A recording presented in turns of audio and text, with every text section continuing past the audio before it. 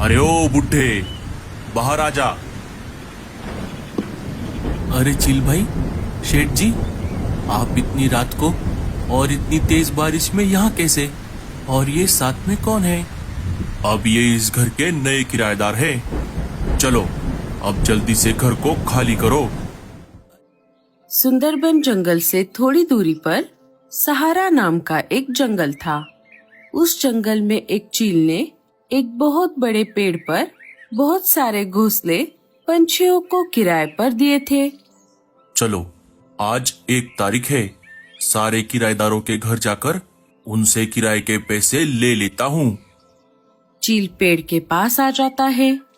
घोंसला जितना बड़ा और सुविधाओं से भरपूर होगा, उसका किराया उतना ही ज्यादा होगा। पेड़ के सबसे ऊपर सबसे बड़ा और आलीशान घोंसला था, जिसमें एक परदेसी पंछी अपने परिवार के साथ रहता था।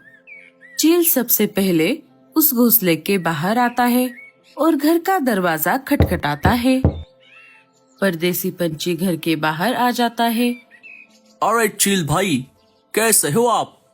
ये लीजिए हमारा इस महीने का किराया। अरे वाह वाह वाह वाह, परदेसी जी, आपकी ये बात मुझे बहुत अच्छी लगती है।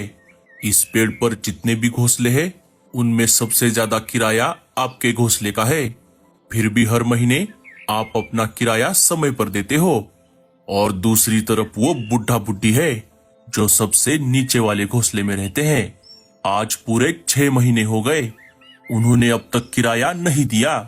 जब भी मैं उनके पास किराया मांगने जाता हूँ, उनमें से कोई एक बीमार पड़ा रहता है और घर से बाहर निकाल दिया तो उस टूटे फूटे घोंसले के लिए नया किराएदार भी नहीं मिलेगा।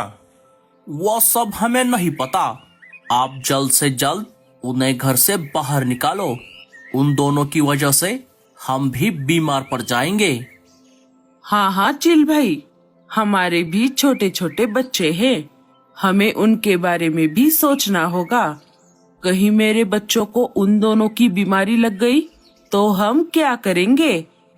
अगर मैंने उनको अभी घर से बाहर निकाल दिया तो मुझे मेरा 6 महीने का किराया नहीं मिलेगा और मेरा घोंसला खाली रह जाएगा। और अब तक मुझे नया किराएदार नहीं मिला है। मैं अभी जाकर देखता हूँ। आज मुझे मेरे पैसे मिल गए तो ठीक, नहीं तो जिस दिन मुझे नया किराएदार मिलेगा, उस दिन मुझे पैसे मिले या ना मिले, मैं उसी दिन उन्हें घर से बाहर निकाल दूंगा।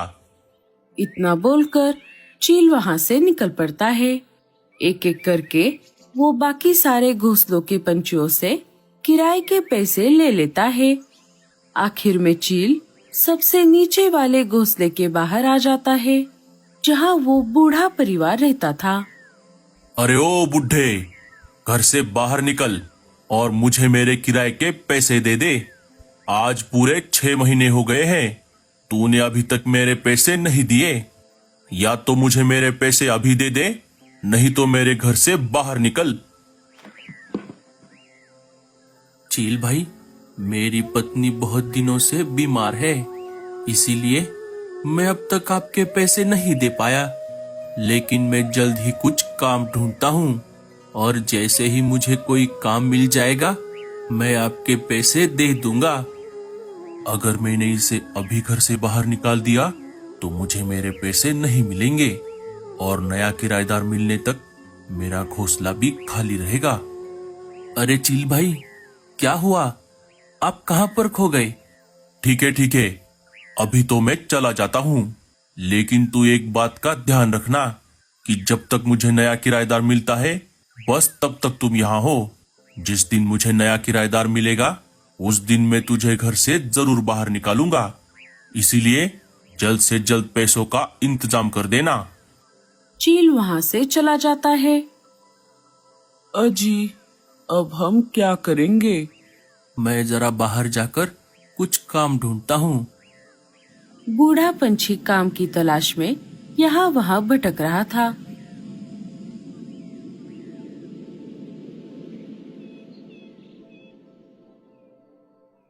अरे कौन हो तुम और यहाँ पर क्या कर रहे हो? बेटा, मुझे काम की बहुत जरूरत है, क्या तुम मुझे कोई काम दे सकती हो? मेरे घर में तो बहुत सारा काम है, लेकिन तेरी उम्र देखकर ये लग रहा है कि तू वो काम नहीं कर पाएगा। इसीलिए तू कोई और घर देख ले। अरे नहीं नहीं, तुम ऐसा मत कहो। तुम्हारे घर का जो भी काम होगा वो मैं कर दूंगा। मुझे काम की बहुत जरूरत है। मेरी पत्नी बहुत बीमार है। नहीं रे बाबा, अगर काम करते करते तुझे कुछ हो गया तो उसकी जिम्मेदारी कौन लेगा? तू यहाँ से चला जा। बूढ़ा पंछी वहां से निकलकर अपने घर की तरफ वापस निकल पड़ता है। रास्ते में उसे परदेसी पंछी की अनाज की दुकान दिख जाती है। अरे ओ बुड्ढे, तू यहाँ क्या कर रहा है? शेठ जी, मुझे काम की बहुत जरूरत है। क्या आप मुझे कोई काम दे सकते हो? काम तो वैसे बहुत सारा है, लेकिन क्या तू कर पाएगा? हाँ हाँ शेठ जी, मैं जरूर करूंगा। परदेसी पंछी बूढ़े पंछी को दिन भर अनाज की बोरियां उठाने का काम दे देता है। रात हो जाती है। शेठ जी, मेरी आज की दिहाड़ी? हाँ हाँ, ये ले, और कल सुबह जल्दी आना। शेठ जी, ये तो बहुत कम है। अगर तुझे ये पैसे कम लग रहे हैं तो तू कोई दूसरा काम देख ले। अरे नहीं नहीं सेठ जी, इतने पैसे काफी है। अब मैं चलता हूँ, कल सुबह जल्दी आऊंगा। बूढ़ा पंछी मजबूर था। वो पैसे लेकर अपने घर आ जाता है। परदेसी पंछी अपने बीवी को सारी बात बता देता है। इस पर दोनों जोर जोर से हंसने लगते हैं। आप उस बुढ़े को बहुत काम लगाओ और बदले में कम पैसे देना। सुबह हो जाती है। सुबह होते ही बूढ़ा पंछी काम के लिए चला जाता है। तभी थोड़ी ही देर में परदेसी पंछी का बेटा छुपन छुपाई खेलते हुए बूढ़े पंछी के घर में चला जाता है। ये सब परदेसी पंछी की बीवी देख लेती है और गुस्से से आग बबूला होकर बूढ़े पंछी की बीवी को बहुत डांटती है। अरे ओ बुढ़िया, तूने तेरे घर का दरवाजा खुला क्यों छोड़ दिया? अगर तेरी बीमारी मेरे बेटे को लग गई तो इसकी जिम्मेदारी कौन लेगा? पता नहीं कहाँ कहाँ से आ जाते हैं। जब से यहाँ आई है तब से फोकट में यहाँ पर रह रही है। जब दोपहर को परदेसी पंछी खाना खाने के लिए घर आ गया तो वो सारी बात उसे बता देती है। सुनिए जी, आप कुछ भी करो, लेकिन उस बुढ़ा बुढ़ी को कैसे भी करके यहाँ से भगा दो। जब बूढ़ा पंछी अनाज की बोरी एक जगह से उठाकर दूसरे जगह रख रहा था तब भारी वजन की वजह से उससे वो बोरी नीचे गिर जाती है और सारा अनाज सब तरफ फैल जाता है। अरे ओ बुढ़े, ये तूने क्या कर दिया? शेठ जी, मुझे माफ कर दीजिए, मैं अभी ये सारा अनाज उठा लेता हूँ। अब ये सब रहने दे और यहाँ से चला जा। परदेसी पंछी बूढ़े पंछी को काम से निकाल देता है। रात हो जाती है। अचानक से जंगल में तेज बारिश शुरू हो जाती है। अरे ओ बुड्ढे, बाहर आ जा। अरे चिल भाई, शेठ जी, आप इतनी रात को और इतनी तेज बारिश में यहाँ कैसे? और ये साथ में कौन है? अब ये इस घर के नए किराएदार हैं। चलो अब जल्दी से घर को खाली करो। अरे चिल भाई, आप ऐसा मत करो। अब इतनी रात को और इतनी तेज बारिश में हम कहाँ जाएंगे? मेरी पत्नी बहुत बीमार है चिल भाई। वो सब मुझे नहीं पता। चलो चलो जल्दी से घर को खाली करो। चिल उन दोनों की एक भी बात नहीं सुनता और उन्हें घर से बाहर निकाल देता है।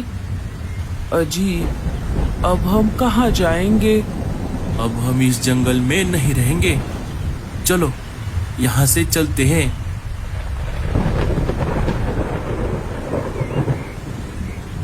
बहुत देर तक उड़ने के बाद वो सुंदरबन जंगल में आ जाते हैं। सुनिए जी, वो देखिए, उस पेड़ पर एक घोंसला दिख रहा है। चलिए हम वहाँ पर जाकर उनसे मदद मांगते हैं।